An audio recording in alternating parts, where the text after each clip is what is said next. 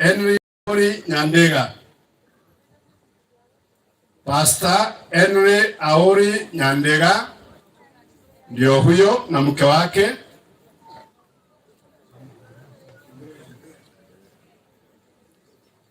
Pastor Aori Nyandega was born in 1978 and is now 45 years old. He was baptized into Seventh-day Adventist Church in 1997 and has served the church as stewardship leader, youth leader, education leader, church clerk, and a deacon.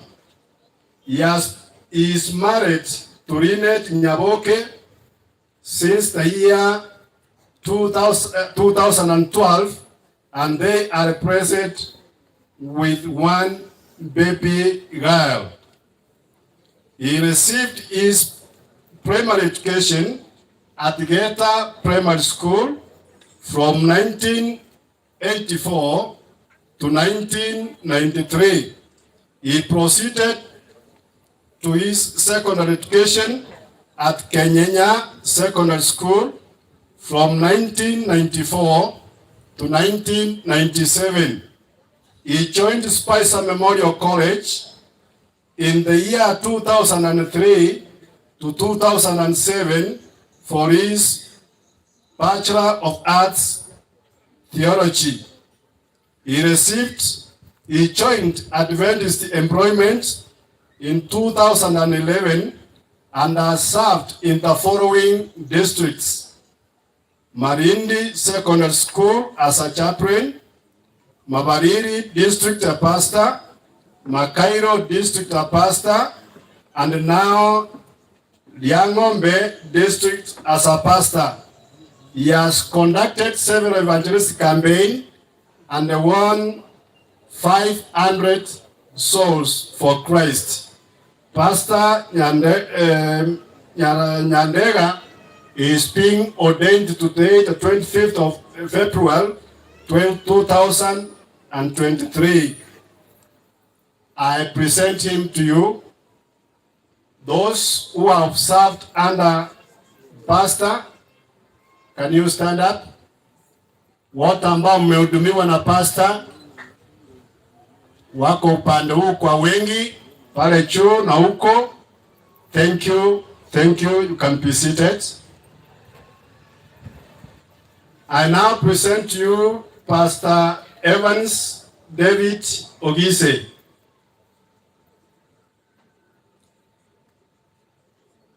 Pastor Evans David Ogise pamoja na mke wake ndio hao. Pastor Evans David Ogise was born in 1968 and is now 55 years old. He was baptized into Seventh-day Adventist Church in 1996 and has served as Sabbath School Superintendent, Youth Leader, Church Treasurer. He is married to Fen Nyakerario since the year 2010 and are present with 3 children, 1 baby boy and 2 girls. He received his primary education at the Kano Primary School since the year 1975 to 1981. He proceeded to his secondary school education at Ligoma from 1982 to 1983. He joined Bugema University in the year 2000 to 2005 for his PA in theology. He joined the Adventist Employment in the year 2007 and has served in the following districts: Mochenwa District, Mawawa District, Nyasore District, Kineni District, Bumburia District, and now at Gesiaga district. He has conducted several evangelistic campaigns and has won 1,500 souls for Christ and has opened 10 new Sabbath schools. He is being ordained today as the gospel minister. I present to you Pastor Evans David Ogise to be ordained. All those who have served under Pastor Ogise, please stand up. Bonsi bali Ogise abaira okorera emirimo. Tumpungie mkono. Asante, mbarikiwe sana. Next, I present to you Pastor Daniel Ombwere Orina.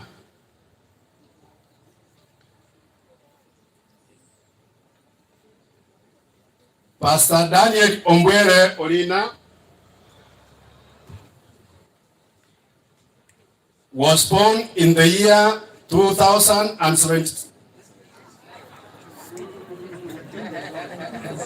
Pastor Daniel Ombwere Orina was born in the year 1976 and is now 47 years old. He was baptized in the year 1985 at Bigege SDA Church. He joined Nyakeore Primary School in the year 1981 to 1989. He went to Nyamawa Boys for his high school education from the year 1990 to 1993. He worked as a clerical officer in the office of the president in the year 1996 to the year 2000.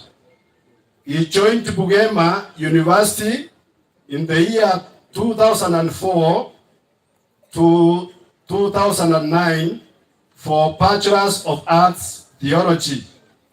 He got married to Esther Mura in the year 2010, 21st December, and are blessed with 3 children, 1 baby boy and 2 girls.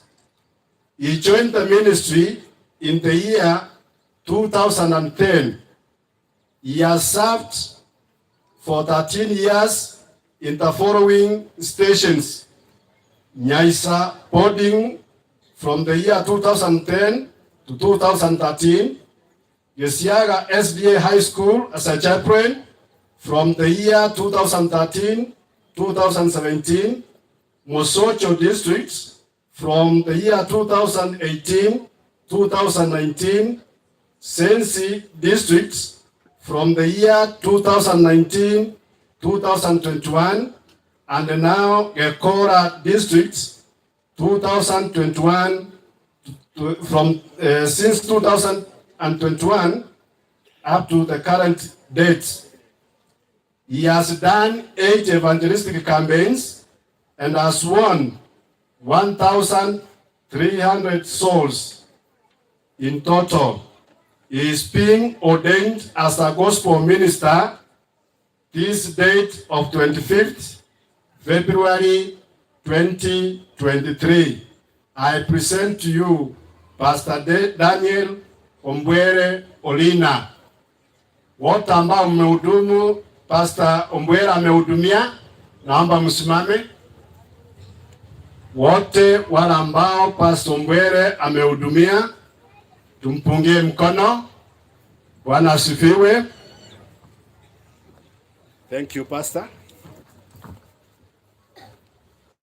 Last but not least, I present to you Pastor Evans Nyangweso Makori.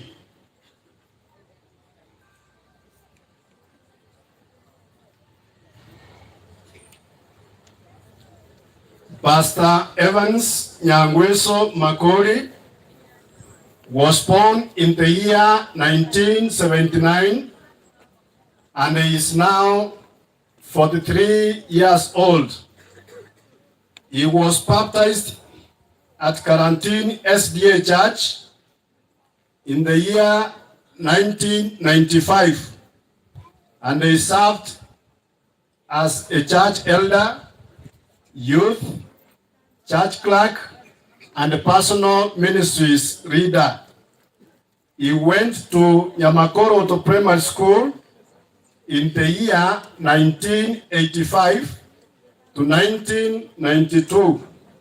He joined Tiriyabe Secondary School 1993 to the year 1996. He joined Bugema University the year 2003 to 2006 for Bachelor's of Arts Theology.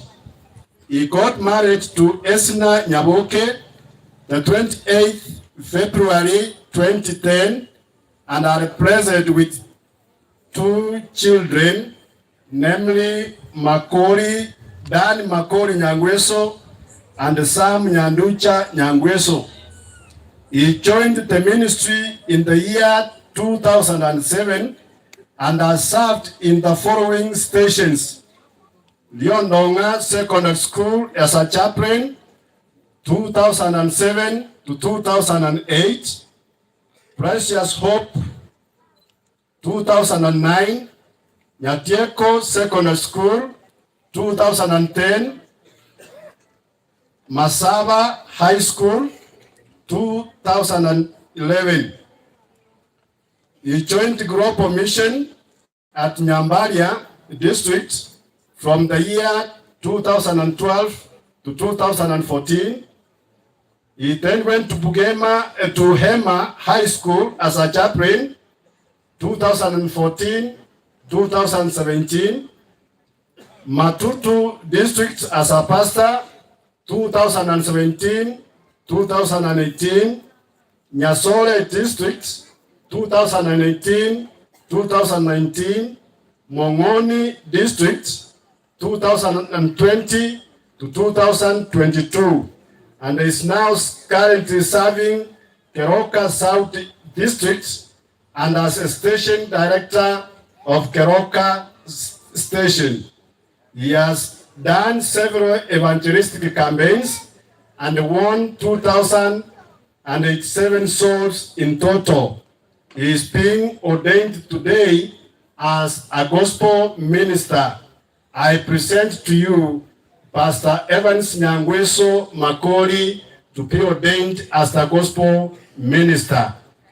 I ask all those who have served under Pastor Nyangweso to stand. Wote ambao Nyangweso amehudumia pande ule pande huu, tukumpungie mkono. Bwana asifiwe. God bless you. Thank you.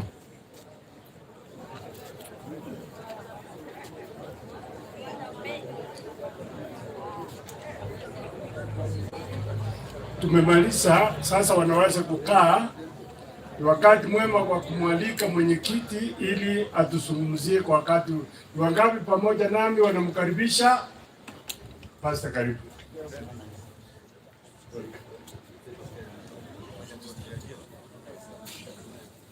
Ken. Basi na wasalimu hamjambo, hata mikono hamjambo. Ni wangapi ambao huduma ya leo ya kutenga wachungaji ndio ya kwanza kabisa? Wale ambao mmekuja mara ya kwanza, kumbe ndio wengi mnaweza kushangaa hii ibada ni ibada ya aina gani?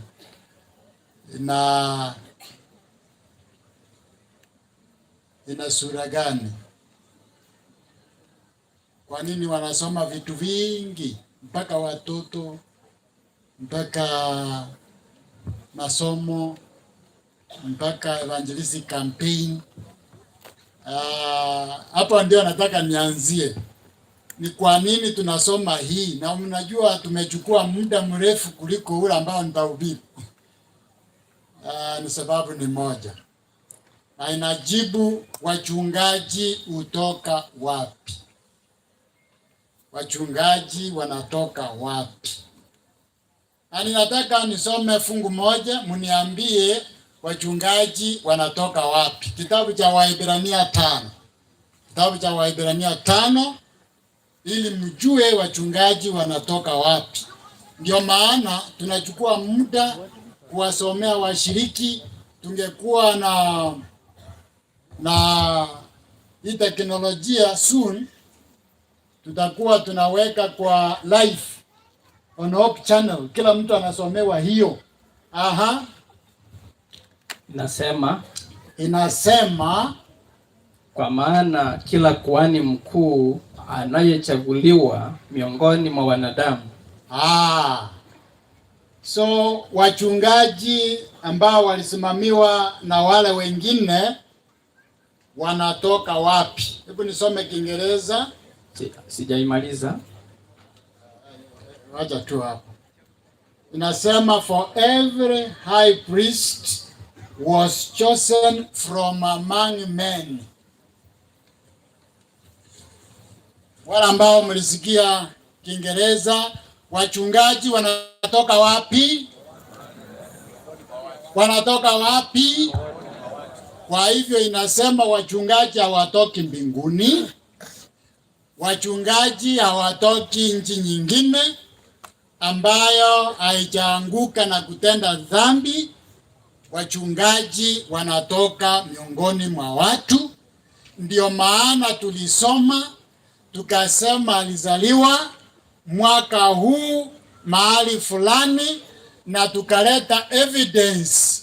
Wale ambao mmekuja na wao, simameni. Wakasimama kuonyesha ya kwamba that person is a human being ambaye ametoka from another human being, other human beings. Kwa nini? Ili akija kwenu msije mkasema hawa ndio pastor, huyu ndiye pastor. Yaani akifanya kitu kama binadamu, huyu ndiye pastor.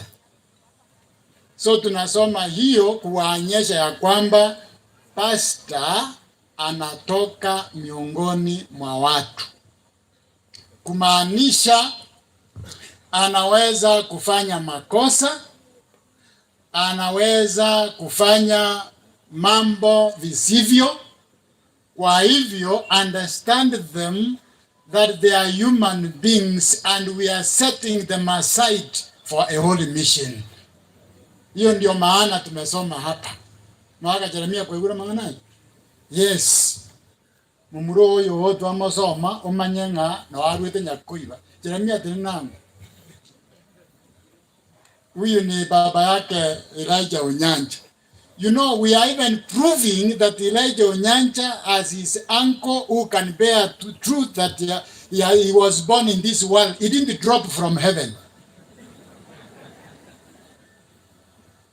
Tumezikizana hapo. Wengine wametoka Masaini, wengine wametoka hapa, wengine waliposomwa watoto mkajeka. Mimi mama yangu alikuwa na 14 children. Wacha 9. Ile ambayo iliwachekesha. Mama alikuwa na 14 children. 14. Sasa akisoma 9 hapa mnacheka. But that is okay because it is proving that these are human beings ambao wametoka hapo.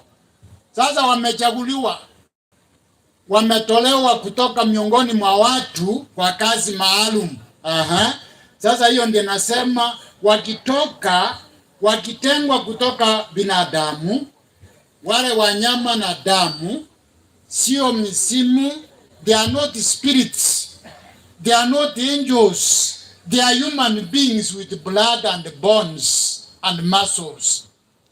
Gesonga kimwageiwa igonga kionjoranga kuchike Swahili. Yes, yaani ni binadamu ambao wana nyama na damu na mifupa. wanaweza kuchoka, wanalala usiku, wanaamuka asubuhi. They are pure human beings. They are not angels, they are not spirits. I want to emphasize this because watu wengine usumbuka sana, badala ya kusaidia mchungaji kama ameshikwa na mambo ya dunia hii ambayo utawakataza. You understand them, they can get tired. Na ujue ya kwamba hata wewe kama wewe mtu akikushungusha akushungushe akufike hapo, you may defend yourself by yes. That is why we read here. Ujue ya kwamba uchukue tahadhari ya kwamba ukishungusha mchungaji anaweza kusahau ametengwa akakupiga kofi. Akifanya hivyo usienda kuuliza huyu ndiye mchungaji. Ndiye mchungaji, maana ametolewa miongoni mwa watu mkono, ili alipotolewa hapo akatengwa na akarudishwa kwa watu. Kwa hivyo kazi ya Mungu ni kuonyesha anatoa baadhi ya watu miongoni mwa watu na anawarudisha kwa watu kushughulikia jambo fulani. Soma hiyo sasa. Naendelea kusema, anza vizuri. Kwa maana kila kuhani mkuu anayechaguliwa miongoni mwa wanadamu anawekwa wawakilisha kwa mambo yanayohusu Mungu. Sasa ametolewa kwenu, akaundwa, akatengwa, lakini akarudishwa kwenu kushughulikia mambo miongoni mwenu, mahali alitolewa, mahali alitwaliwa, ili kuhusunika kwa mambo ya muhusuyo Mungu, kwa mambo ya Mungu. So understand that process of making pastors. Pastors comes from among people and chooses them and takes them there and prepares them, but sends them back to that same group so that they can now take care of things pertaining to God. Maka John Matiang'i kwa manjirende. You see, this is what we are talking about. Kwa hivyo siku ya leo tumekuja kushuhudia wale ambao Mungu ametoa kutoka miongoni mwenu na amewatengeneza hapa. Jana tumekuwa na wao for over 4 hours. Tuliwaambia watuambie jinsi Mungu alivyotembea na wao mpaka jinsi hii mpaka kufikia hapa. Wametuambia stories nyingi, and we spared you that shock. Maana tungewaleta hapa kila mtu sema story yako, you would have been shocked. Hata mafungu haya ambayo nitaenda kuwasomea, you would have been shocked. They shocked us. Why? They are human beings, but they have been taken from there. Wametembea na Mungu kona hapa na pale, wamepinda kulia kushoto, wamelainisha, wameenda mbele, wameenda kinyume, wamerudi, wameletwa hapa, na sasa hivi ni mchungaji ambaye tutawezesha leo, alafu tumrudishe kwenu kushughulikia kwa mambo yanayomhusu Mungu. If that is clear, ndio maana tumealika wachungaji wengine. May I ask all ordained pastors to stand up? Maana wao ndio watanisaidia kufanya hiyo kwa niaba ya Mungu. Umeona, ndio hawa na wote watakuja. We are looking for a spot ambao tutakuja kufanya hivyo. Sio sisi ambaye na tumetembea na Mungu, tumetengwa, tumerudishwa kwenu na tunawahudumia, na sisi tumekuja siku ya leo kushiriki katika, asanteni, mnaweza kuketi. Tunashiriki katika hiyo harakati ya Mungu ya kutoa watu miongoni mwa watu, akawatengeneza, akawarudisha hapo, ili mjue ya kwamba ni watu ambao wanatoka hapo. Ndio maana tulisema, can you confirm to us that one of the candidates has served you in a sermon? Yes. Alikuwa malaika, alikuwa binadamu, mmesema ni binadamu. So that is what we are doing, na hiyo inasema. Kabla sijasoma mafungu mawili ili tufanye hiyo kazi, ni wangapi wamesikia kwamba wachungaji ni binadamu? Hebu nione mikono. Ni nani alisema? Mungu wapi? Biblia wapi? Waibrania ngapi? Fungu la ikasema wachungaji hawatoki mbinguni, hawatoki ahera, hawatoki popote, wanatoka miongoni mwa watu, na wakiundwa wanarudishwa kwenu. Na sisi hapa tukiwawekea mikono leo, hatuendi na wao Nairobi, tunawarudisha kwenu ili wawahudumie kwa mambo yanayomhusu Mungu. Sasa nataka nisome mambo machache, maana tumesomewa hiyo historia, na mambo hayo machache yana kichwa hapa ambao nimeandika, kichwa ambacho kinasema hivi: You who bear the vessels of the Lord. Ninyi mchukuao vyombo vya Bwana, inwe abamukobogoria ebibekerero byomanene. I am addressing that group. The group that the Bible calls you who bear the vessels of the Lord. Ama kwa Kiswahili, ninyi mchukuao vyombo vya Bwana. Ama kwa Ekegusi, inwe abamukobogoria ebibekerero byomanene.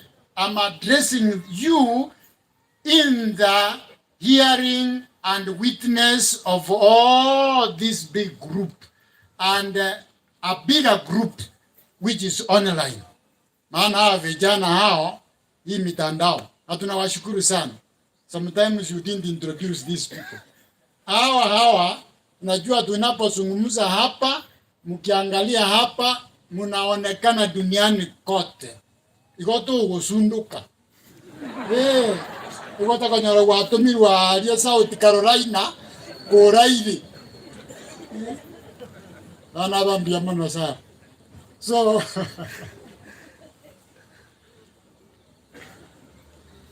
Isaiah 52 verse 11.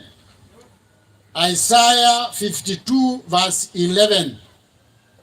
Nataka tusome Kiswahili, Kiingereza, ili niseme mambo machache, tuwatenge, maana wametwaliwa kwenu, tuwarudishe kwenu. Twende nyumbani na wao waende nyumbani kushughulikia mambo ambao yanamhusu Mungu. Nataka nisome Kiingereza kwanza. Inasema, depart, go out from there. Touch no unclean thing. Go out from the midst of her. Purify yourselves, you who bear the vessels of the Lord. Kiswahili. Ondokeni, tokeni huko. Musiguse kitu chochote kilicho najisi. Tokeni kati yake muwe safi, ninyi mchukuao vyombo vya Bwana. Ninyi mchukuao vyombo vya Bwana. Lugha ambayo iko katika Isaiah 55 is called the sanctuary language. Lugha ya hekalu takatifu ya Mungu. Hiyo ndio lugha. Na mnajua ibada ya kwanza ya Waisraeli ilianza na hekalu ambayo ilikuwa inabebwa kwa mabega. So this is the language. This is the imagery. That there are people who carry the vessels of the Lord hapa mabegani.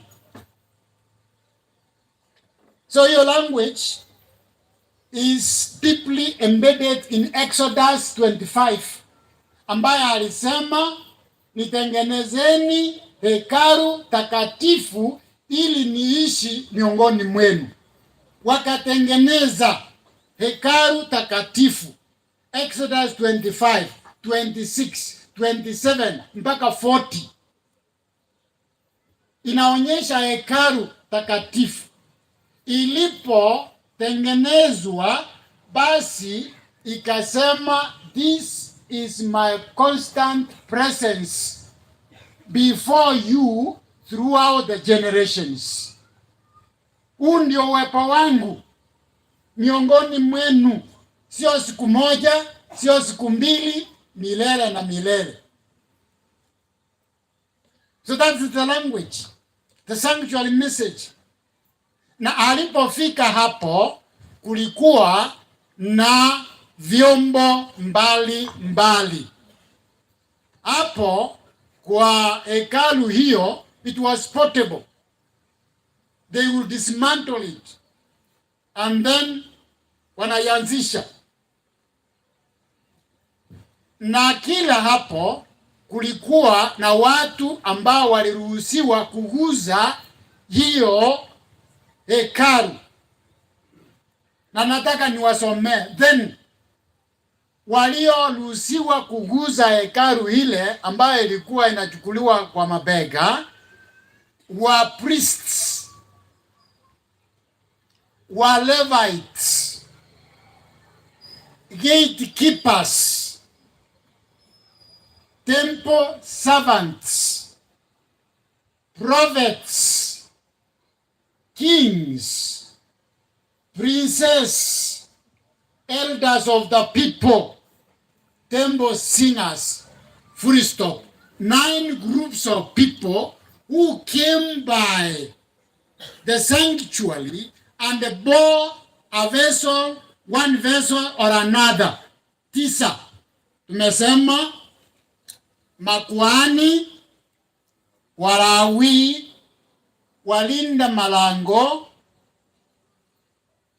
temple servants ile Kiswahili mnata, watumishi wa hekalu, manabii, kings ni wafalme, princess, wale wadogo ambao walikuwa wanangojea kiti. Najua waliongojea kiti. Wana wa wafalme. Isipokuwa wengine walikuwa watundu kidogo kama Absalom. Alitaka kuchukua haraka. Na mnajua what happened. So they were supposed to be close and bear the vessels of the Lord. Na ilikuwa hivi. Hii hekalu would be dismantled. Ni kama hema hizi ambayo tunatumia kwa matanga. There were poles, there were clothings and the coverings, there were utensils here and there. Tulikuwa na commandment tablets, there were pegs, there were ropes. Ukitaka kusoma, enda soma kitabu cha Numbers chapter 2, muone how orderly it was. Ichapo waliruhusiwa hawa, tumesema priests, Levites, gatekeepers, sio kila mtu alikuwa anaguza kila kitu. It was so orderly. There was a group of priests who were carrying honorary poles. Hii juma hii walijua ya kwamba kazi yangu ni kuchukua chuma. Na wengine walikuwepo wakichukua vitambaa. Anabeba kitambaa. Wengine the clothing of the tent. Wengine the golden censers, ile vyombo vya ndani kwa ndani huko.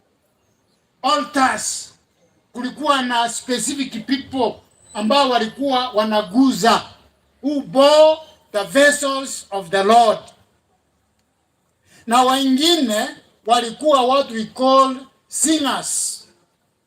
Najua zamani waimbaji.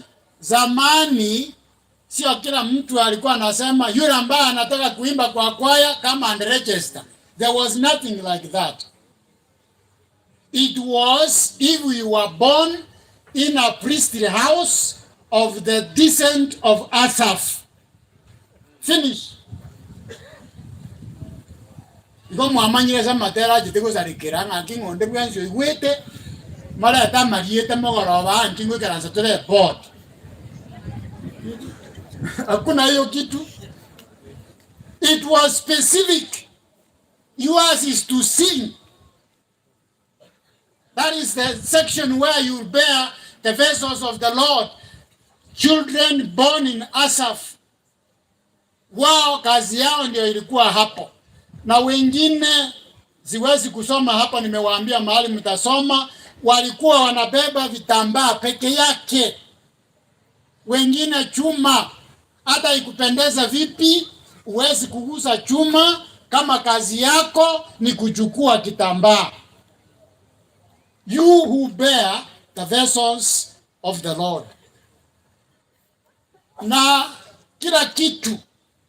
So in the desert for 40 years kulikuwa na wakati wanaenda hapo very orderly, na walikuwa katikati, makabila 6 mbele, makabila 6 nyuma. The priests who bore the ark of the covenant had to be in the midst, in the middle. Na Mungu aliposema sasa you can pitch the tent, watu wanasimama wanaanguka upande upande. There were 3 tribes to the east, 3 to the west, 3 to the south, 3 to the north, and in between the ark. And immediately wale ambao walikuwa na chuma simamisha mara moja, wale wa vitambaa weka mara moja. Mkimaliza hapo ingiza vyombo, kila chombo weka mahali pake, na specifications to the east of this, to the west of this, to the center weka hapo. Na wakimaliza tu hapo, kuna wengine walikuwa wanatoa kafara. I'm talking about the sanctuary. Zamani. Na hiyo huduma ya Mungu na ibada ya Mungu ikaendelea vilivyo, na Waisraeli wakapata ile mibaraka ambayo inaambatana with correct worship. Na mnajua it is in this place, so everybody, everything regarding worship was specified. Iliwekwa. The job description was clearly cut. Na kila mtu, be faithful in your place. Mnajua mtu mmoja ambaye alienda beyond job description, anaitwa Uza. Si mnamsikia Uza? Nini ilitendekea Uza? Alikufa hapo hapo. Alifanya makosa gani? Going beyond the job description. Hakusimama mahali pake, pale ambapo angekuwa amewekwa na Mungu aliyeumba mbingu na nchi na chemichemi ya maji. Na kuna watu wengi ambao who went beyond that description. What happened was dire. Ilikuwa mbaya sana. Mnajua watoto wa Haruni hapo Leviticus 10. Mnajua hapo. Na wao ambao mnachukua vyombo vya Mungu, tafadhali sikizeni your job description, so that msije mkaenda beyond ama mkalegea ama mkaignore na ikaja ikawa ni shida sana sana. My worry these days is ministry has become a profession. Just an earning job. Na hiyo ndio kichwa kilisema, you who bear the vessels of the Lord. Ninyi ambao mchukuao vyombo vya Mungu. And I have told you those days. And these days, those who bear the vessels of the Lord are officers of the local church. We are talking about church elders, deacons, deaconesses. We are talking about church clerks. We are talking about treasurers. Those are officers of the local church. Where huko katika hiyo kikundi ambao kinaitwa you who bear the vessels of the Lord. Alafu viongozi wa idara mbalimbali, youth leader, pathfinder, all these things, you are bearing the vessel of the Lord. You who do that. At the conference level, there are officers, there is a president, there is executive secretary, there is treasurer, there are department directors. You are in that bracket, you who bear the vessels of the Lord. At the union level, there are officers. There are officers, there's a president, there is the executive secretary, there is treasurer, associate treasurers, associate this and associate that. At the division, there are presidents, vice presidents, treasurers, under treasurer, assistant treasurer, associate treasurer, all those designations. You are in the bracket of what is called you who bear the vessels of the Lord. Now, department directors at all those levels, conference field, union, division, general conference, in the Seventh-day Adventist director, yaani yote vile zile ofisi zote ambazo ziko kanisani, hiyo ndio tunasema you who bear the vessels of the Lord. And in today's context, we are talking about 19 pastors and their families.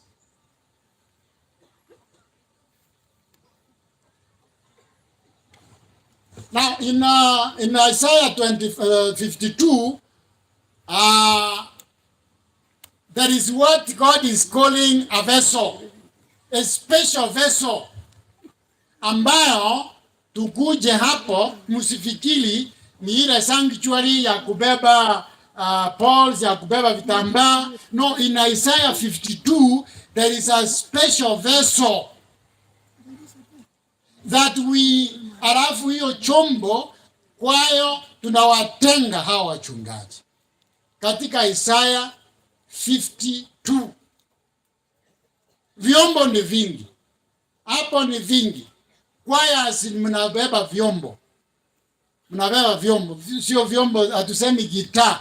You are bearing the singing, the worship in singing in God's church.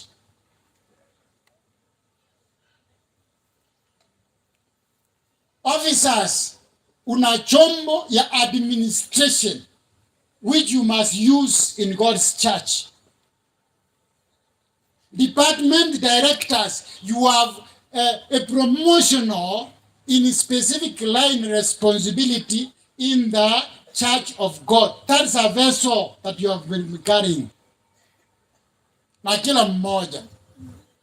Lakini sasa Isaiah 52 verse 7 is introducing a very special vessel ambayo Mungu anaita hawa 19 siku ya leo, na wengine ambao ameita kwingine ambao tutaenda, maana tumetoka SEKF, tumetoka Kenya Coast, leo tuko hapa for 2 conferences and 2 fields, na next week tunaelekea Nakuru.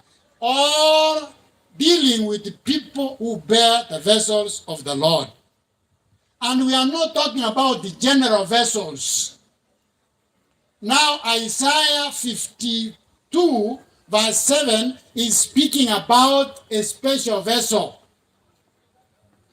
Soma hiyo. Nasema, Aha. tazama jinsi miguu ya wale waletao habari njema ilivyo mizuri juu ya mlima. Sasa hata tukiachia hapo, which vessel has been mentioned in that verse? Huh? Nini? Habari njema. Jina lingine la habari njema, Injili, gospel. It is introduced very clearly in Isaiah 52. So that now, in a very special sense, Isaiah 52 is not talking on the broader sense of carrying poles and clothing and pegs. It is talking about the people ambao wanatengwa miongoni mwa watu, wakatwikwa, wakabeba hicho chombo, na chombo kinaitwa habari njema, the gospel. Endelea. Wale wanaotangaza amani, wale ambao wanatangaza amani, the gospel of peace. wanaoleta habari njema. Kidogo. The gospel of what? Peace. Do you know what it says? Isaiah 57 verse 20 inasema, mwenye dhambi ni kama baharini ambaye haitulii, inagongwa hapa na pale. They do not know peace. Lakini ndivyo mwenye dhambi yuko. Lakini hicho chombo Mungu amelete kikiingia kwa watu ambao ni injili ya milele, inaleta kitu kimoja, utulivu na amani moyoni. So that is a very special chombo ambayo imewekwa mikononi mwa hawa 19. Na hawa 19 tukiwaleta hapa, tukiwatenga kwa kuwawekea mikono, tunasema you bear the vessels of the Lord. More specifically, a vessel called the everlasting gospel. The gospel of peace. Nasikiza, endelea kidogo. Wanaotangaza wokovu. Wanaotangaza nini? Wokovu. Wanaotangaza wokovu. How do we announce salvation? By preaching the everlasting word, gospel. Hicho ni chombo ambacho kimeletwa open and specific, kimewekewa mipaka. Kama hema hii tunasema sasa tunawatenga kuchukua chombo kimoja peke yake, kinaitwa injili ya milele. Hebu soma Warumi 1 fungu lake la kwanza. You know, hata Paulo ndivyo alivyokielewa. Alielewa that he was ordained, that he was set aside to carry one vessel to the whole world. And that vessel is what we shall see in Romans chapter 1 verse 1. Inasema Paulo sasa anajiintroduce, anasema mimi aliyeandika barua hii ni Paulo, mtumishi wa Kristo Yesu. Mtumishi wa Kristo Yesu, aliyeitwa kuwa mtume, na kutengwa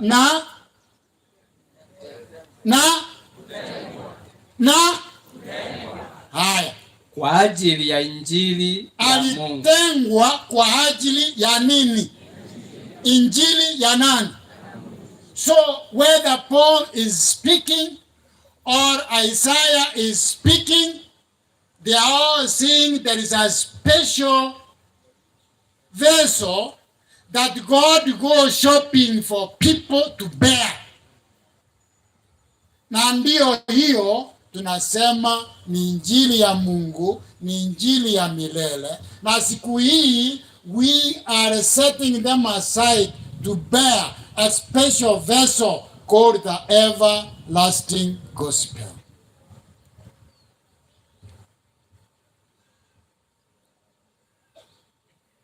That's what we are doing. Kwa hivyo tukiendelea na hiyo 12 ungesoma hapo, ingekuambia how the gospel is described in more than 6 imageries. Mifano, mafumbo zaidi ya 6 ikielezea hiki chombo ambacho tunawabebesha leo kwa kuwawekea mikono. You can enjoy reading there. That is why now he says, because you are, munawekewa mikono, munatengwa, munawekewa hapo. There is a particular requirement. There is a particular requirement. Kuna hitaji maalum, kuna agizo maalum. Mumetwaliwa kutoka miongoni mwa watu, mumeletwa, mumetengenezwa, mumetembea na Mungu kwa njia salama, njia mbaya, ups and downs in life. Umeenda hapa, umegonga hii, umeguza hii, lakini Mungu amekuelekeza siku ya leo, amekuambia this is the way, walk ye in it. So one particular requirement, and that is the subject of Isaiah 52 fungu lake ni la 11. A particular requirement. Brothers, 19 of you, a particular requirement. Na inasema ondokeni. Inasema ondokeni. Ondokeni ni mara mbili, depart. Ondokeni, depart. Ondokeni, tokeni huko. Yes. Musiguse kitu chochote kilicho najisi. Yes. Kwa haya ambayo tumesema mengi machache, one particular requirement ni kwamba tukiwawekea mikono, don't ever touch an unclean thing. Maana hiyo uchafu na ni nyingi dunia hii, mpaka kanisani chafu ni nyingi. Mchungaji, usiguze anything unclean. Mikono yako, na mikono ni fumbo kumaanisha tabia yako, mwenendo wako, msimamo wako should be clean. Clean. Pure. Holy. Endelea.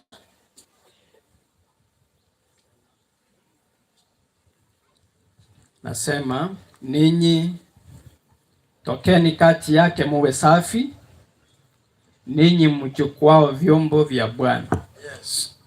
Kuwa wasafi, mikono misafi, mdomo msafi, masikio masafi, mapua safi.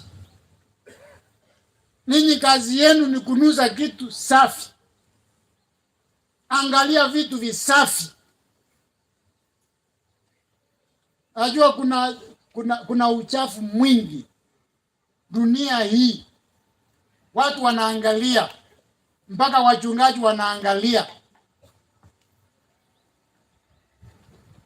Unajua ukikuta mama wa miaka 30 anasinzia kanisani, there are very many possibilities. One is a good one.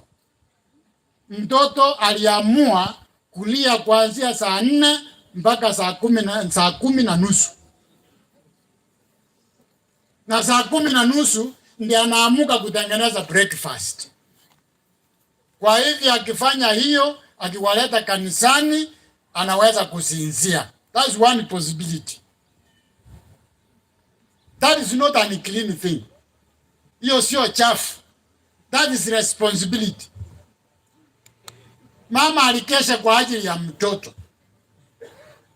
Kwa hivyo mbinguni hata inakuhurumia. Mchungaji anaweza kukukaripia kama vile Eli aliyokaripia Hana. Akina mama kama kunywa kidogo.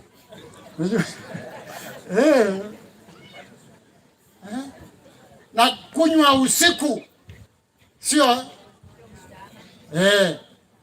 mpaka mama akajieleza akasema sio kunywa, nina mzigo moyoni, mimi sina mtoto na pole.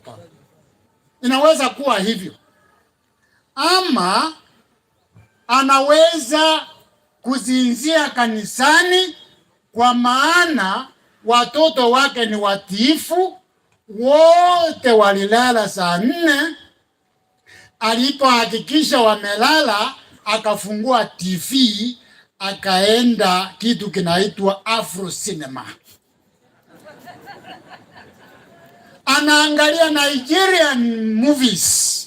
Saa 6 ndio hiyo, saa 7 ndio hiyo, saa 8 ndio sasa watu wanakuja kwa TV uchi. Hiyo mnasikia inaitwa pornography. Hiyo ni ya saa 8. Unajua hiyo sio kitu ya mchana. Saa 8 pornography mpaka saa 10. Saa 10 na ndio wanaleta ile ambayo ungesema wangeleta saa 3. Unashtukia saa 11 mtoto ameamuka, ndio unakimbia, na hiyo yote ukafika hapo. Ukija kanisani ukisinzia, hiyo inamaanisha ulikuwa unaangalia vitu vichafu. Uliguza vitu vichafu usiku kuja. Na hapo hata mchana unaanza kuotaota. Hiyo vya watu ambao walikuwa wanaruka huko. Unajua binadamu hawaruki, lakini wanaenda hapo, anapiga kwa moto, haungui. Those are the things you are looking at. Halafu natueleza mtu alitoka hapo, akachoma huyu kisu, huyu akachomoa na yeye akamtunga. All these things you are looking at unclean things. Ndio Biblia inasema, wachungaji, macho yenu yasiangalie kitu kichafu. Masikio yenu msiweke vidude hivi, kumbe yale ambayo akina mama muriko rabana wewe bigiti bintu mutwa tukora mutaburi ugusinkia gotegerera ebinta abana bagotegerera bamintu ila vitu ambao vidude kitu vijana wanasikiliza, lakini hata watu wazima wanasikiliza vitu vichafu. Na dunia hii na vitu vichafu vingi. What is Hollywood doing in America? Inatengeneza vitu vichafu vya kuangalia, vya kusikia. What are musicians doing? Wanaunda vitu vichafu vyote. What are politicians doing? Vitu vichafu vyote. Philosophers wanaenda hapo. Ndio inasema, kwa vile ninyi mmetengwa kuchukua vyombo vya Bwana, msiguze kitu kichafu. Macho yenu yasiangalie vitu vichafu. Masikio yasisikie vitu vichafu. Ulimi wenu usilambe vitu vichafu.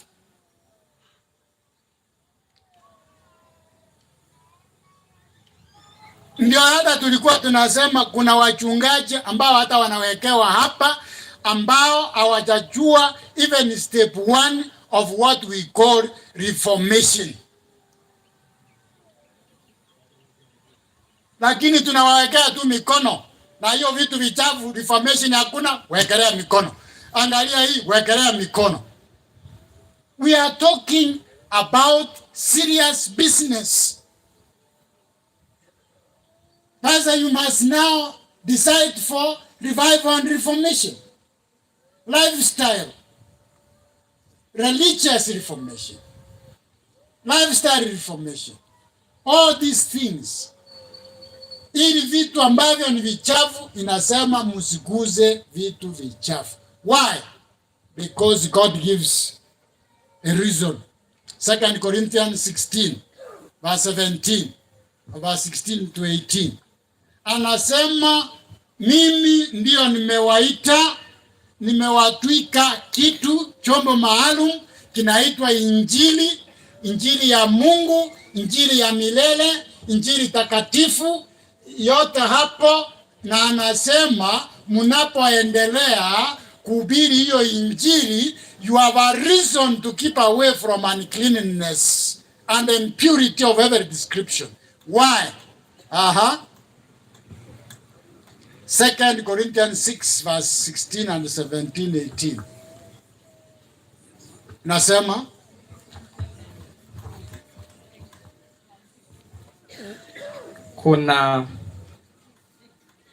kuna mapatano gani kati ya hekalu la Mungu na sanamu? Unajua sasa God is comparing the clean and unclean. Kuna mapatano gani kati ya hekalu ya shetani na hekalu ya Mungu? Kwa kuwa sisi tu hekalu la Mungu aliye hai. Kama Mungu alivyosema, nitakaa pamoja nao. You know, that is the motivation. That is the reason why you cannot touch an unclean thing. Iwe ni mafundisho, iwe ni mawazo, all these things don't. Mafundisho na kutembea nao katikati yao. Kwa maana Mungu ameamua kukaa na sisi na anatembea katikati yetu kuona jinsi tunavyochukua chombo maalum kinaitwa Injili ya milele. That's a motivation. Because of the presence of God, you can commit yourself from today on. I'm not going to touch an unclean thing. I'm not going to listen to an unclean thing. I'm not going to smell an unclean thing. I'm not going to taste. Ndio usaidie hawa.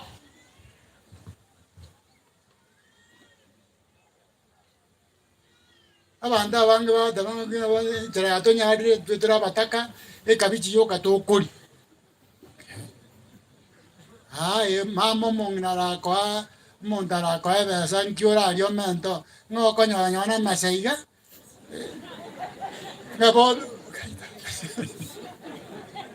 And you are immediately telling us how you will spoil your life immediately. You are given money. No wonder God has denied you that money.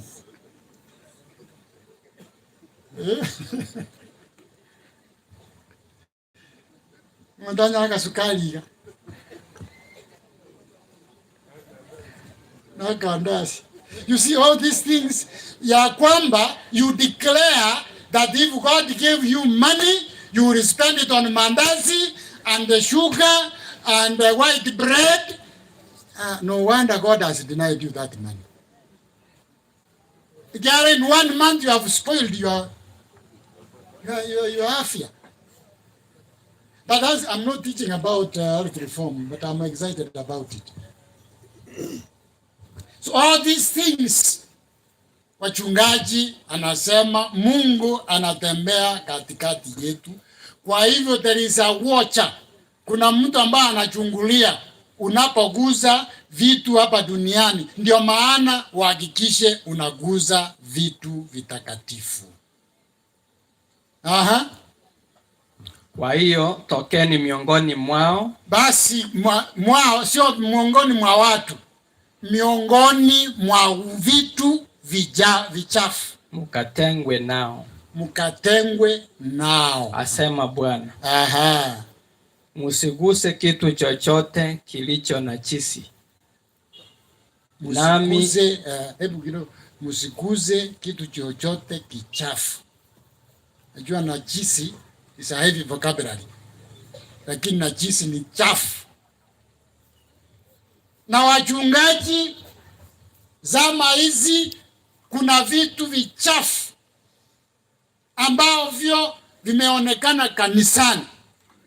Juzi hivi tumemaliza sessions. Vitu vichafu wachungaji waliguza, vichafu kwa hoteli, nyumba hapa na pale, mahali fiche, strategies, weka huyu, ondoa huyu, vitu vichafu. Na tukizungumza vitu vichafu hatutamaliza, lakini tuseme iwe ni elections, iwe ni preaching of the gospel, ni vitu vingine. Hata mafundisho ya uongo, mchungaji ndiye anaongoza watu wengine kwa mafundisho ya uongo. Eti ninja itagai kokweni sisi. Mwana baba pasa bakunukia bantu banzi batumba. Vitu vichafu. Yawe ni mafundisho, yawe ni nini, washiriki hawajui, pasa waambii haya ni mafundisho potofu, haya ni machafu. Yanzungu. Ndiwana mwana kokora. No mwikala nsta umukungu aho korugera. Abantu bande bakuguzi bintu bichafu. Hayo ni mengi. So tuseme hivi, you who bear the vessels of the Lord, don't handle anything unclean. Tangu leo mpaka siku zote ambazo Mungu atakupa uhai. Mungu awabariki katika jina la Yesu. Amen. Haya, kujeni hapa. Tukisha kuwa tumesema hapo, ndio tuweke hapo. Now pastors, kuja wekea hawa. Na uhakikisha hujachafua mikono yako. Maana hatutaki kuanzia na mikono michafu. Kama umechunga mikono, kuja. Ukinishika mikono.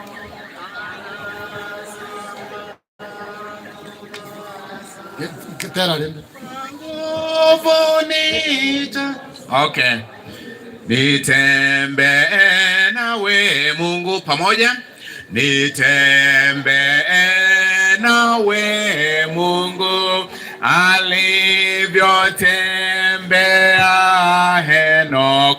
Mkono wangu ushike, unene nami kwa pole, ingawa njia sioni, Yesu nitembee nawe. Ukinishika mkono angu hasara, kwa nguvu nitasafiri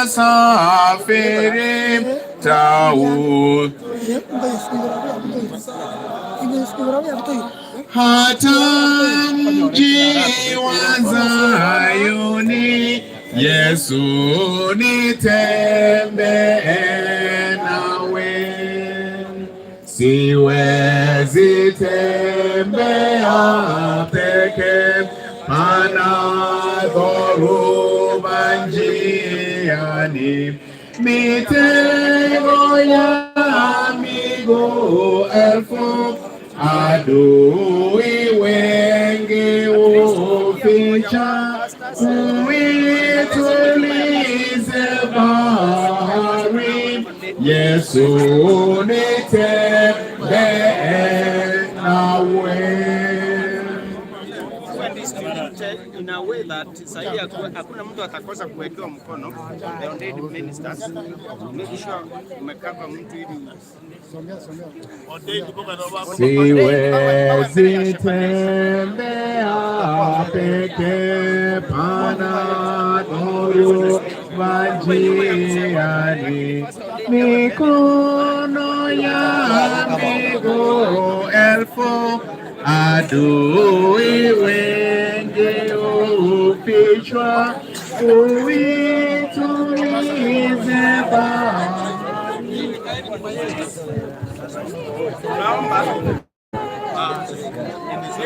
maana watu ni wengi.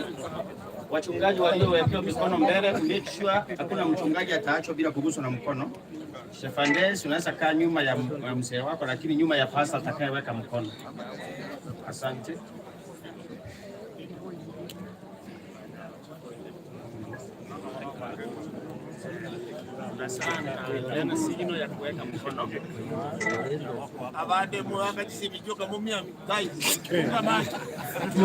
Tunaomba kanisa lote, tunaomba. Mtakatifu, mtakatifu Baba wetu ishie milele, tunakuja mbele zako mchana huu tukiwa na wingi wa shukrani kwa sababu ya wachungaji hawa 19 ambao umewaita, na siku ya leo mbingu inateremuka pamoja na sisi ili kuwawekea mikono. Sasa hivi Baba, tunapoteremusha mikono yetu kuguza ndugu hawa, tunaomba mbingu ikateremusha mikono na mafuta na kuwatia mafuta tangu leo na enzi zote. Katika sehemu hii na nchi hii na ulimwengu mzima watakapotumwa na kupeleka ujumbe, Baba, tunaomba mbingu iwatilie mafuta sasa hivi na siku zote. Makanisa yote watakaohudumu wapate baraka. Roho wako akaende na wachungaji hapa siku zote. Nyumba zao Baba, tunaomba wakaweze kubarikiwa tangu siku ya leo. Wake wao ambao wako nyuma yao, tunaomba nao pia ukawabariki. Na sasa hivi Baba, huduma hii takatifu ikubarike mbele zako, ili Baba kutoka leo wachungaji hawa onyo ambao wamelipata wasichike vitu najisi, mbali waendelee kutoka mbali na uovu, na zaidi ya yote kuendelea kutoa huduma katika madhabahu na kanisani, kuwaleta watu kwa zizi lako na kwa ufalme wako. Wema wako uandamane na kila mmoja tangu leo na siku zote kwa sababu ya huduma huu, na ukakubali kwa kazi maarufu ambao umewatengea leo na siku zote. Tumeomba katika Kristo Bwana wetu. Amen.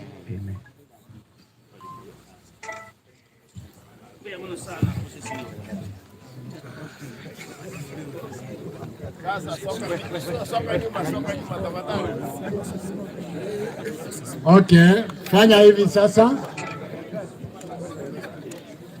Wadhainiwa peke yao wabaki na wake zao, usimame nyuma ya songa hapa. Yendo. Angalia hapa. Haya. Sasa tumeingia sehemu nyingine, ni vows, viapo vya uchungaji kwa ajili ya kutengwa kwa kazi hiyo maalum.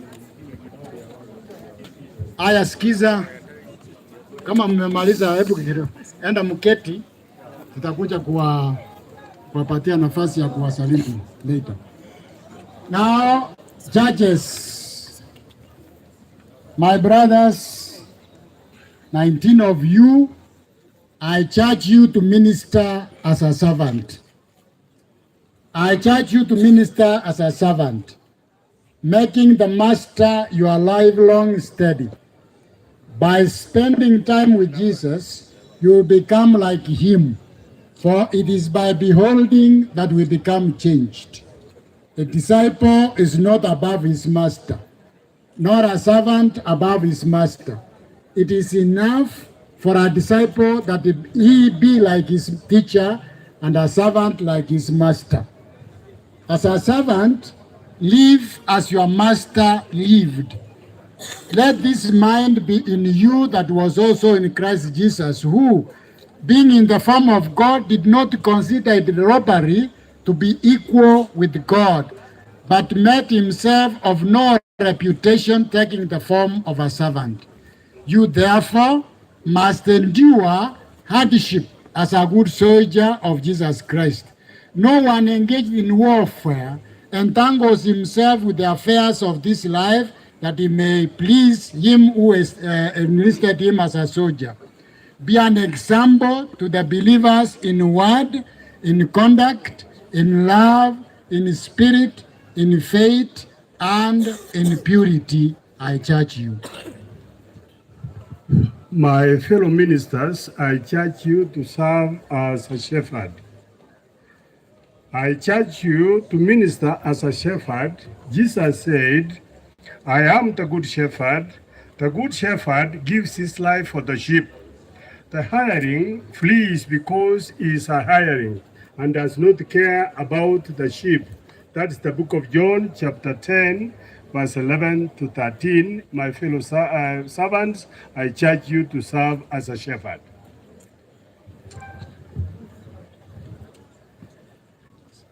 I charge you to minister as a teacher. I charge you to minister as a teacher. If you instruct the brethren in these things, you will be a good minister of Jesus Christ, nourished in the word of faith and of good doctrine, which you have carefully followed. Take heed to yourself and to the doctrine. Continue in them, for in doing this, you will save both yourself and those who hear you. 1 Timothy 4, verse 6 to 16. Take heed, therefore, unto yourself, and to all the flock, over which the Holy Ghost hath made you overseers, to feed the church of God, which he had purchased with his own blood. Acts 20, verse 28. And when your work is ended, may you say with Paul, I have fought the good fight, I have finished the race, I have kept the faith. Finally, there is laid up for me the crown of righteousness, which the Lord, the righteous judge, will give to me on that day, and not to me only, but also to all who have loved his appearing. 2 Timothy 4, verse 7 and 8. My pastors, I charge you to minister as a watchman. And this I charge you before God and the Lord Jesus Christ, who will judge the living and the dead at his appearing and his kingdom. Therefore, my 19 pastors, preach the word.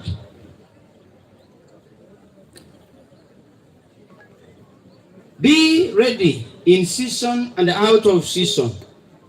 As you preach, convince, rebuke, exhort with all long suffering and teaching. But you pastors, be watchful in all things, endure afflictions, do the work of an evangelist, fulfill your ministry. I charge you. My dear pastors, it's my happy privilege to extend to you a hearty welcome into the lands of the gospel ministry. I therefore welcome you on behalf of your conference and the world church. I welcome you on behalf of your conferences and fields and the world church. Be loyal to its leadership. Make use of its services to assist in your work. I welcome you. Next. Thank you.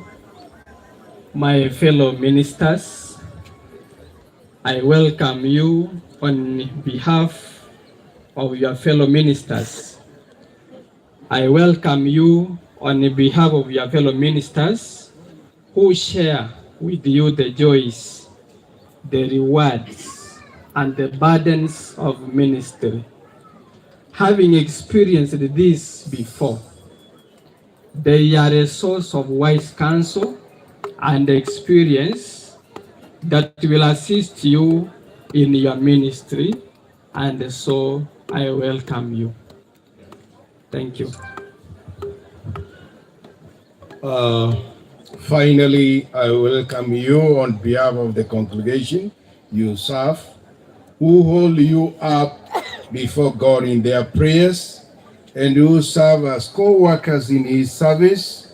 And when at last you stand victorious with those whom you have labored and prayed, you will hear the voice of your Redeemer say, "Well done, good and faithful servant. You are faithful over a few things. I will make you ruler over many things. Enter into the joy of your Lord," according to Matthew chapter 25:21. So I charge you. Thank you. Now you will be able to stay behind. Your wives will come to the front. And those ladies who are assisting in charging them, come to the front, please. Your wives will be in front of you immediately. Just each person, each wife in front of the husband, and those ones who are charging them, Mrs. Kiage, Mrs. Kego, the rest of you come and put the line. Wives standing in front of their husbands, please do.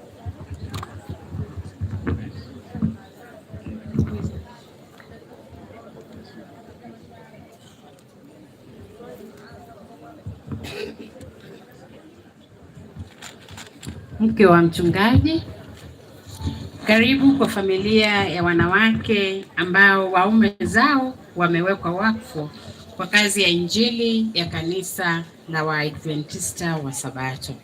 Karibu. Wake wa wachungaji, karibu kwa huduma za pamoja na mumeo. Katika shamba la Edeni iligharimu wote wawili, Adamu na Hawa, kuwakilisha Mungu, mfano wa Mungu kikamilifu. Kwa huduma za uchungaji inagharimu nguvu za mchungaji na usikifu wa mkewe kumwakilisha Kristo kikamilifu kwa kanisa.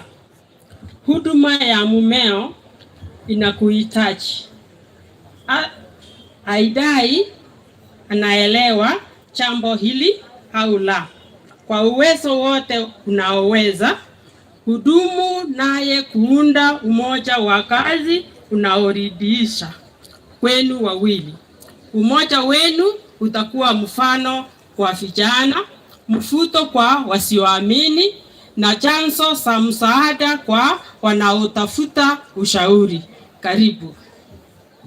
Kwa mke mchungaji, karibu kwa huduma yako mwenyewe. Haupaswi kutarajiwa kufanya kila kitu kanisani na hata vyote ambavyo mumeo anataraji. Kuna mengine hutahisi unaweza kuyafanya. Hakuna anayetarajiwa kuyafanya yote, lakini kila mshiriki wa kanisa ana jambo analoweza kufanya.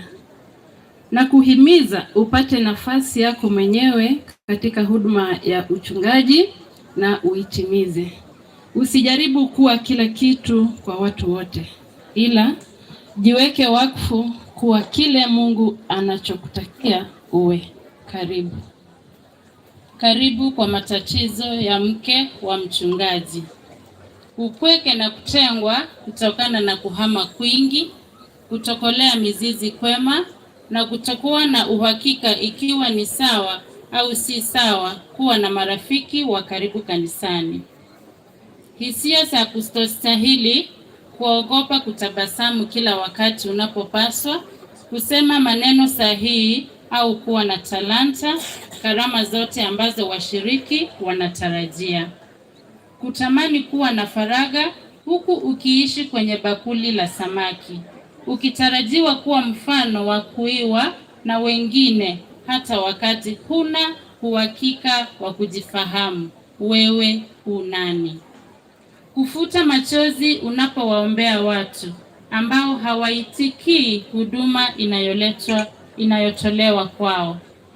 Bajeti finyu na ratiba finyu. Mivutano unapotaka kupiga kelele za kujitetea kwa sababu mumeo anashambuliwa na unachothubutu ni kuuma midomo yako tu.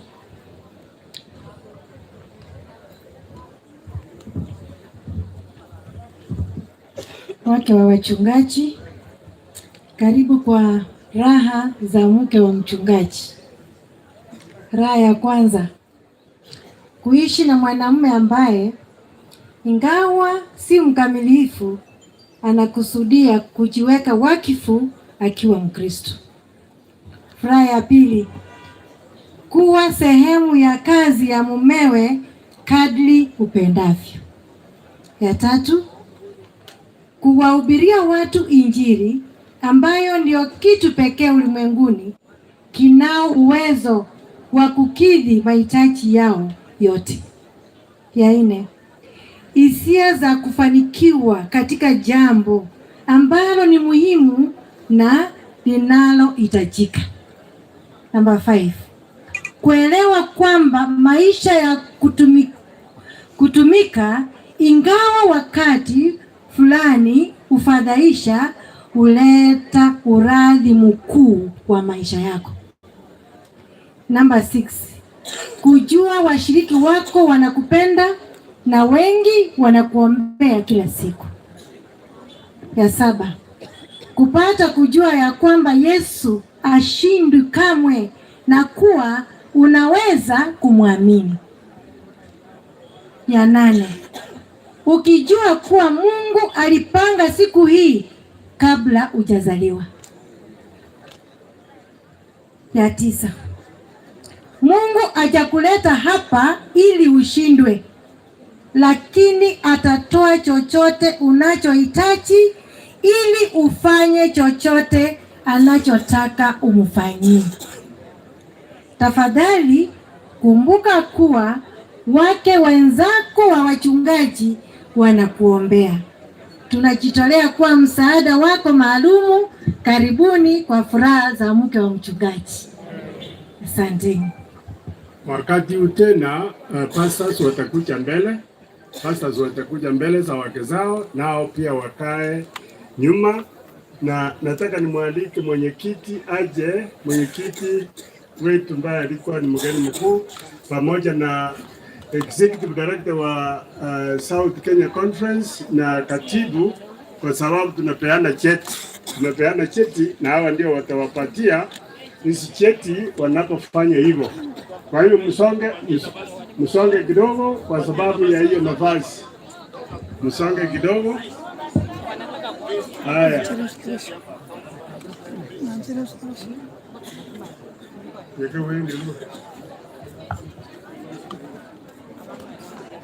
Basi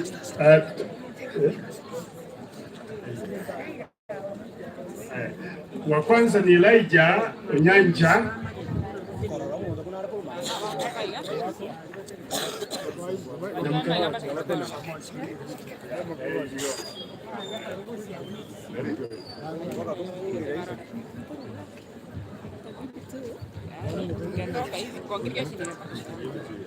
Anayefuata ni Samuel Ochora Urake.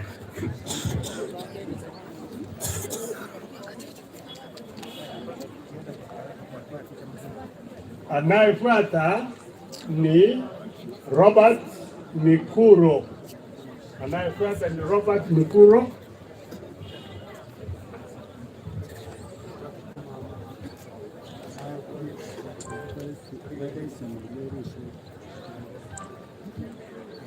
Anayefuata ni James Nyabira Ngoina.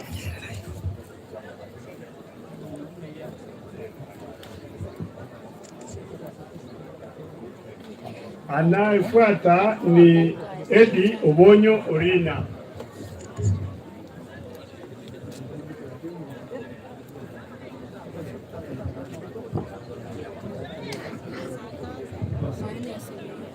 Anayefuata ni Pastor Ahmed Kirusi Atika.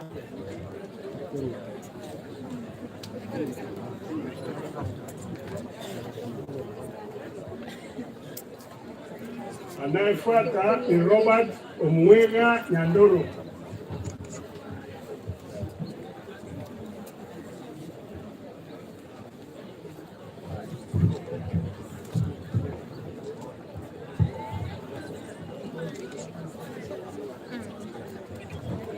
Anayefuata ni Pastor Samson Nyamwaya Riendo. Yeah, second.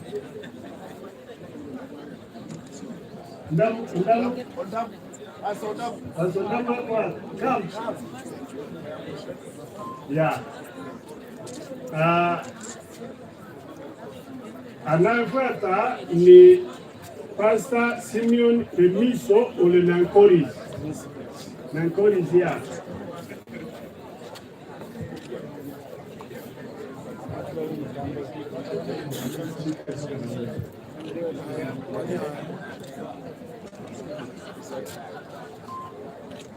Anayefuata ni Pastor Joseph Joan Kenyanya Ray.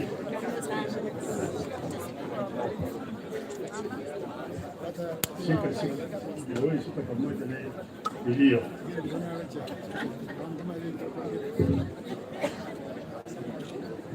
Anayefuata ni Pastor David Kibrotich Rono.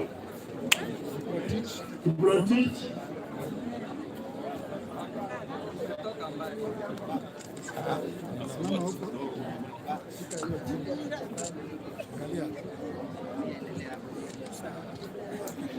Anayefuata ni Pastor Meresho Joshua Redama. Redama.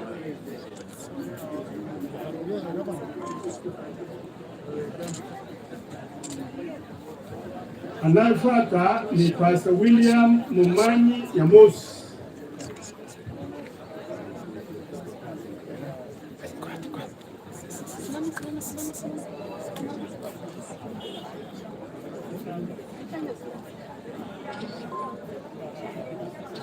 Anayefuata ni Pastor Joseph Oroisiri Koisera. Koiseta. Okay. Shika hii vitu. Angalia mama, shika hii. Smile mama. Angalia hii. Mama ni ninja, angalia hii hapa.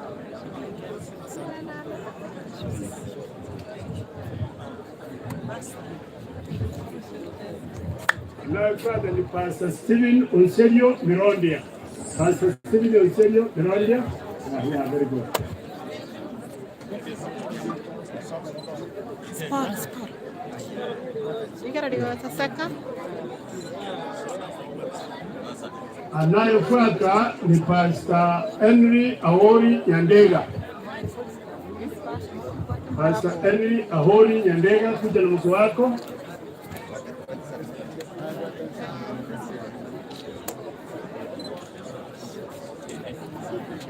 Na mwingine wa mwisho ni Pastor Evans David Ogise.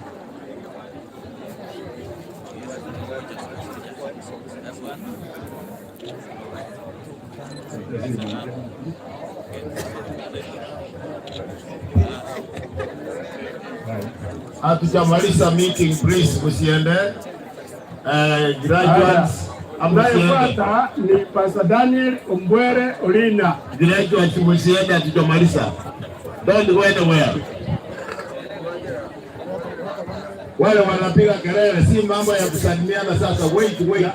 Anayefuata ni Pastor Evans Nyangweso Makoli.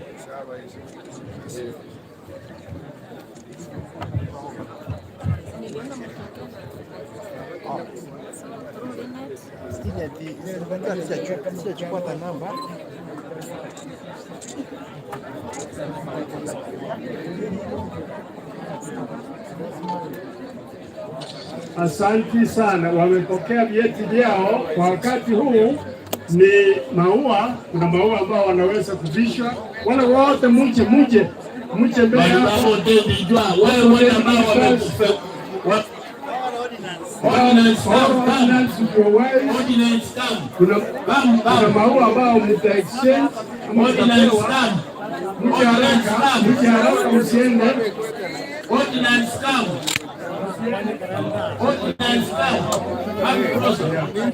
Msimame, utanyoka tafadhali. Tena msiende mpaka wakati tumewaambia mnaenda. Ordinance come. Kuna maua ambao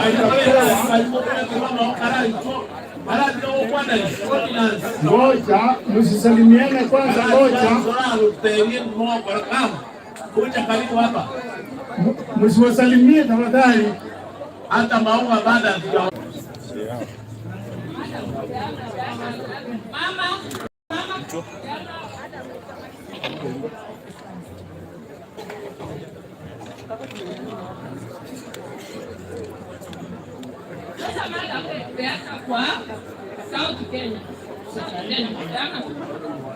Masanja yuko wapi?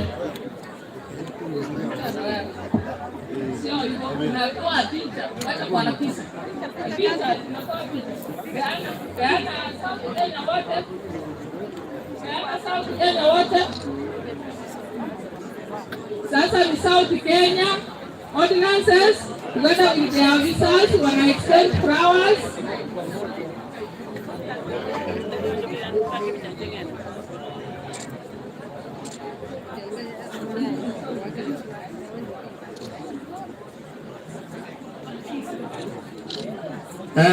Awamole nyuma moto kama wameisa, tunaenda South East Kenya field.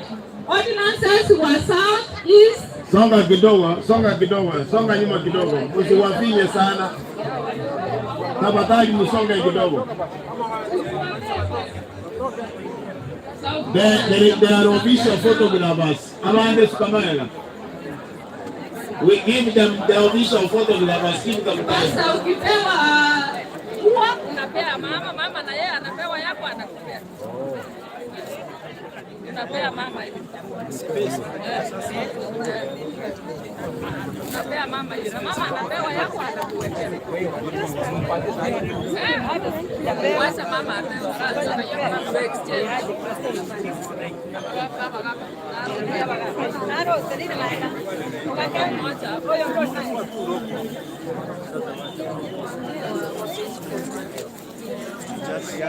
Watu wamesonga karibu sana, wangesonga nyuma ndio wapiwe picha vizuri. Watu wako karibu sana, wasonge nyuma. Tafadhali msongeni nyuma. Naomba wachungaji mgeuke ili mtuangalie. Songeni nyuma tuwaone hata picha ingi.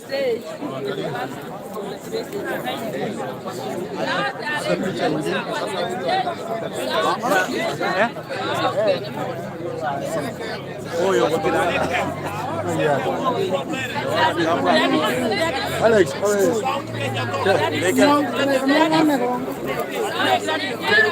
South Kenya sasa mtupe nafasi.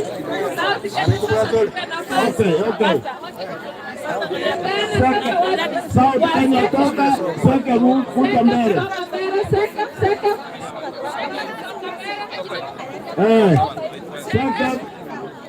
SEKF sasa, wengine songa nyuma tafadhali.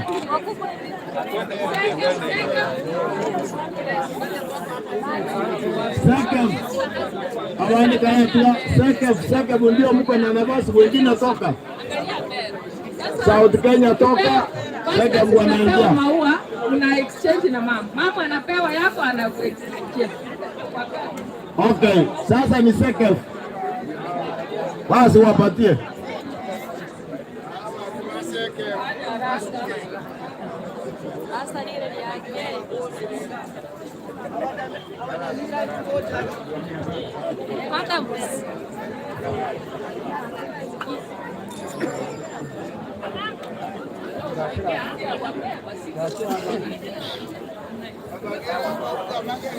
Sasa ni SEKF, patiana maua, wale wanatoa picha mtoe. Sasa ni SEKF. Wana exchange. Exchange. SEKF exchange. SEKF ndio hawa.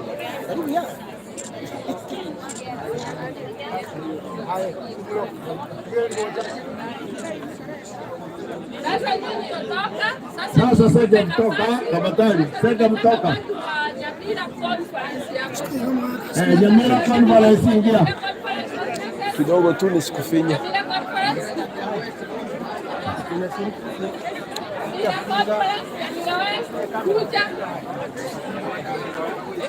Ndio mnaitwa hapo.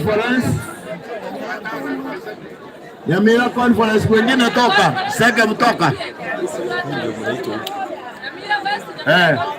Sasa ni Nyamira conference na West. Wengine toka kidogo. Nyamira conference pamoja na Nyamira West. Hapa.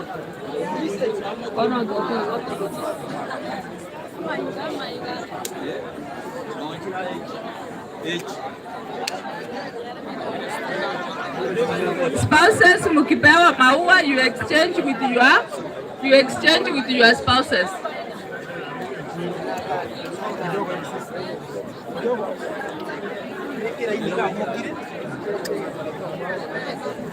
Nyamira yote. Songa nyuma kidogo.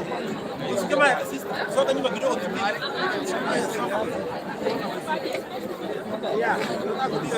Okay.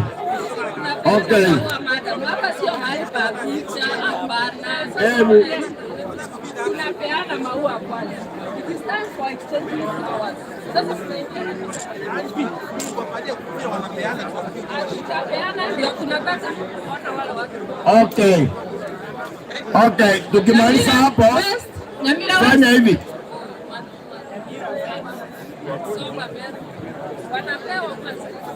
Nyamira na West fanyeni haraka.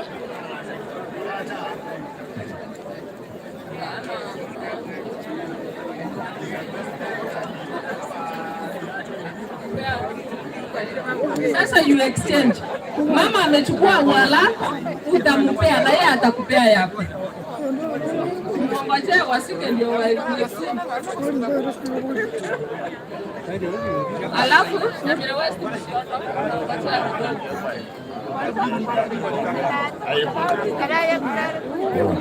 Okay. Kama mmemaliza South Kenya kurudi mama. South Kenya. South Kenya baba West, South Kenya. Seke Mubwakia, South Seke Mubanga. Seke Mubanga. Okay. Bas. Seke sasa wapatie gifts.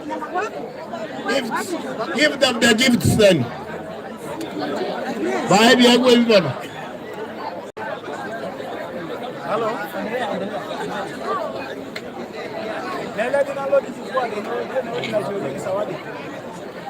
Okay, tunawapatia gifts. They have been given a very good Bible. Na sasa wamepatiwa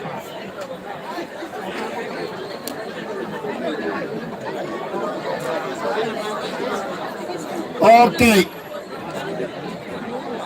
Now tuko na announcement. Sikiliza. Announcement.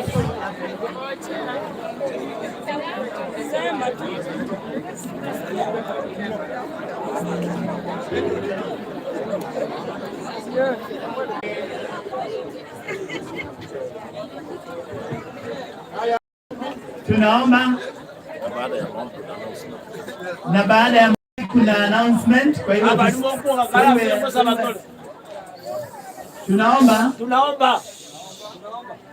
tunaomba Baba yetu na Mungu wetu, tunashukuru kwa sherehe hii na ibada hii maalum ambayo imefanyika kwa ajili ya wachungaji waliokuwa wanawekwa wakfu, na sasa leo hii tuwakabidhi kwako, wape neema, na wale wote ambao wamekuja kushuhudia tunawaombea wanaporejea, wape neema ya usafiri na waendelee kushirikiana pamoja na wachungaji hawa kwa huduma ili kazi yako iendelee kusonga mbele. Asante kwa sababu umetupa ahadi kwamba uko pamoja nasi hadi tamati. Sasa Bwana, tunapofumkana, neema yako izidi kutuongoza Ni katika Kristo Yesu tunaomba na kuamini. Basi sikiliza jinsi tunavyoenda. Announcement hii. Announcement ya kwanza, sikiliza. Kuna chakula katika chuo yetu. Wageni wote ordinance na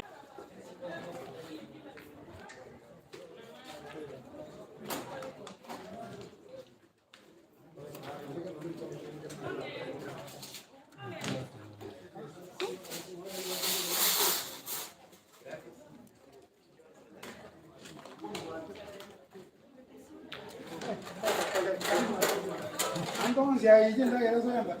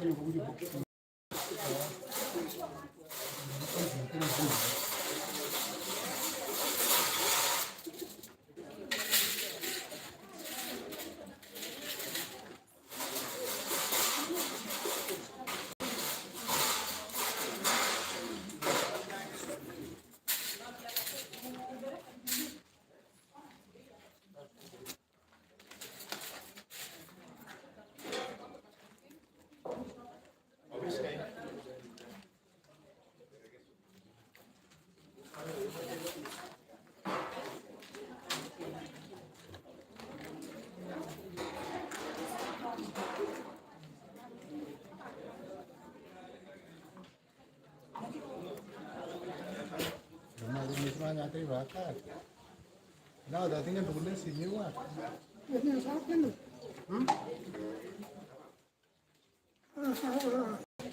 Ana ante muy de manera mal. Aquí me quedan na 10,000.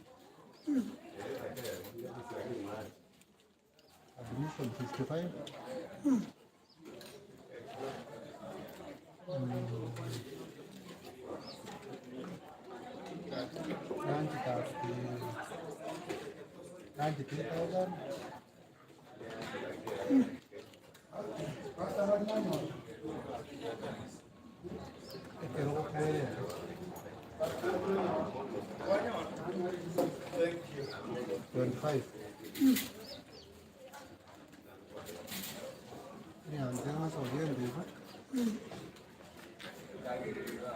Nó là 6,000. Là 15 cái gì? Akan ini loh. Ini nanti apa tuh ya? Nah, ada soal cuma. Enak.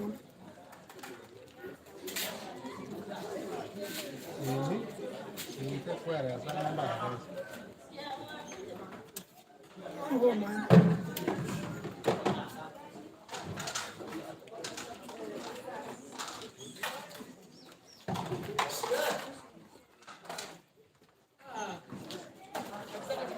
Aja barang dia orang ada orang. Ini apa kira-kira?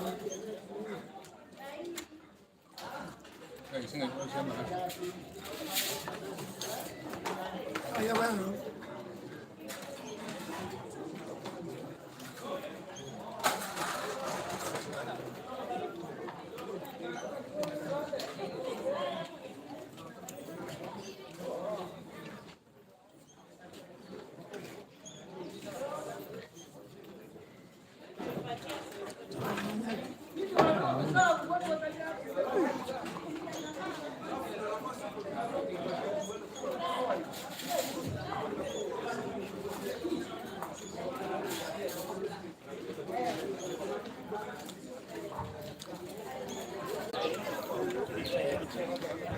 Thank you.